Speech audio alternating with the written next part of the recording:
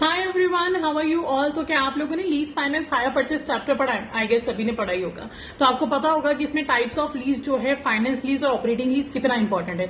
तो आज हम बात करेंगे difference between finance lease and operating lease के बारे में। सबसे पहली चीज, लीज का मतलब होता है रेंटिंग आउट समथिंग। जब भी आप किसी एसेट को रेंट पे देते हो उसको हम बोलते हैं लीज।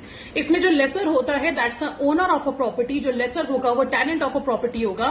एंड जो लीज पेमेंट है या लीज रेंटल है वो हमारा एक्चुअल में रेंट होता है जो हम उस प्रॉपर्टी को यूज करने के लिए पे करते हैं। Right, let's start with the first difference. अगर मैं ड्यूरेशन की बात करूं तो फाइनेंस लीज जो है, जब भी फाइनेंस लीज किया जाता है तो जो ड्यूरेशन होगा वो whole useful life of asset होगा। यानी कि उस एसेट की पूरी इकोनॉमिक लाइफ जो होगी उतने टाइम के लिए उस एसेट को रेंट पे दिया जाता है, लीज पे दिया जाता है। बट इन ऑपरेटिंग लीज जो एसेट है उसको शॉर्ट टर्म के लिए लीज पे दिया जाता है। राइट, जैसे कि मान लीजिए ये जो पेन है इसकी इकोनॉमिक लाइफ जो है वो है 20 ईयर्स की।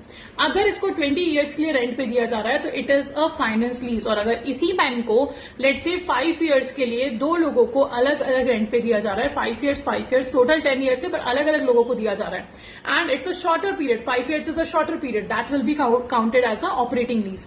सेकेंड डिफरेंस ये होता है कि अगर हम लीज फाइनेंस की बात करें या फिर हम फाइनेंस लीज की बात करें तो यहां पर आपका जो कॉन्ट्रैक्ट है दैट्स इररिवोकेबल। यानी कि एक बार कॉन्ट्रैक्ट साइन हो गया तो आप उसको कैंसिल नहीं कर सकते। But in operating lease it is revocable, यानी कि ऑपरेटिंग लीज को कैंसिल किया जा सकता है। फाइनेंस लीज की अगर मैं बात करूं, जितना भी एक्सपेंसेस हैं related to maintenance, repairing, insurance, whatever, ये सब बियर करना होता है लेसी को यानी कि टेनेंट को। बट वहीं पे अगर हम ऑपरेटिंग लीज की बात करें तो जो भी मेंटेनेंस चार्जेस हैं, taxes, repairing, insurance, everything have to be beared by the lessor. Next आता है हमारा ऑब्सोलेंस रिस्क। फाइनेंस लीज के अंदर ऑब्सोलेंस रिस्क जो है वो लेसी की होती है, टेनेंट की होती है। और वहीं पे ऑपरेटिंग लीज के अंदर ऑब्सोलेंस रिस्क होती है आपके लेसर की यानी कि ओनर की। अब आप सोचोगे ऑब्सोलेंस रिस्क क्या होती है? It is when the asset becomes outdated, है ना। आपकी एसेट आउटडेटेड हो चुकी है या उसका जो उसकी अब जो नीड है मार्केट में नहीं है और वो कॉम्पिटिटिव नहीं रहा मार्केट में, उसको हम बोलते हैं obsolescence risk. And the last but not the least, finance lease के अंदर जो लेसी है उसके पास ऑप्शन होता है कि अगर लेसर मानता है तो वो एंड ऑफ द कॉन्ट्रैक्ट के टाइम पे उस एसेट को खरीद सकता है, ओनरशिप बना सकता है।